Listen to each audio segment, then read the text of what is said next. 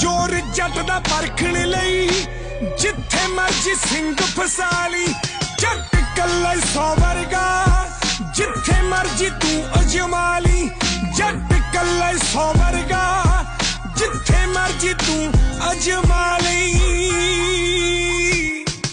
ओ dub विच रखिया है महंगे मुल दा वैरियां दी गलियां च खून डुलदा।